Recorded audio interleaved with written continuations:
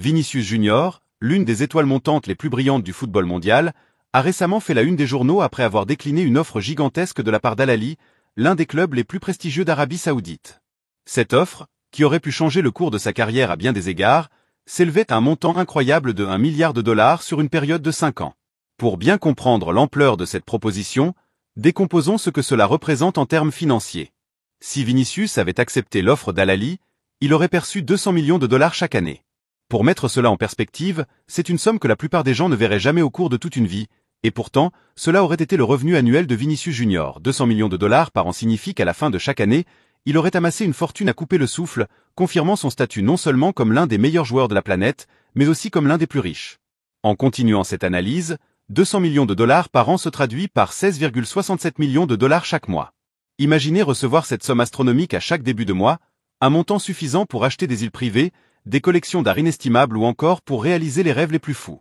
Ce n'est pas simplement de l'argent, c'est un véritable empire financier qui aurait été à la disposition de Vinicius Junior. Mais la décomposition de cette offre ne s'arrête pas là. Si l'on pense en termes plus quotidiens, 16,67 millions de dollars par mois équivaut à 547 945,21 dollars par jour.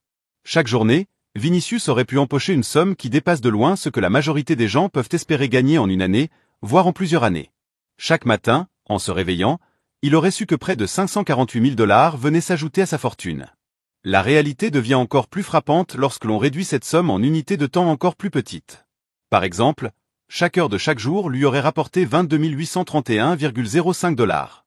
Imaginez cela. À chaque heure qui passe, peu importe ce qu'il aurait pu faire, qu'il s'agisse de s'entraîner, de se reposer ou simplement de profiter de la vie, Vinicius aurait gagné près de 23 000 dollars.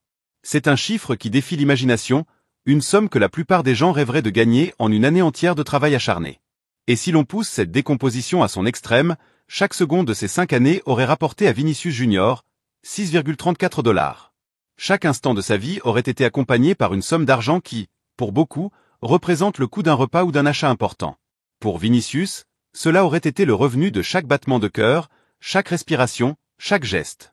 Toutefois, malgré cette proposition extraordinaire, Vinicius Junior a choisi de rester fidèle à ses ambitions et à ses objectifs, refusant l'offre colossale d'Al Ahly. Ce choix n'est pas seulement un rejet d'une somme d'argent immense, mais aussi une affirmation de ses priorités et de ses valeurs. En décidant de ne pas accepter cette offre, Vinicius montre qu'il place sa carrière, son développement en tant que joueur, et peut-être même son attachement à son club actuel et à ses fans, au-dessus des tentations financières. Cette décision est-elle un acte de courage, une déclaration de loyauté, ou une simple question de priorité personnelle?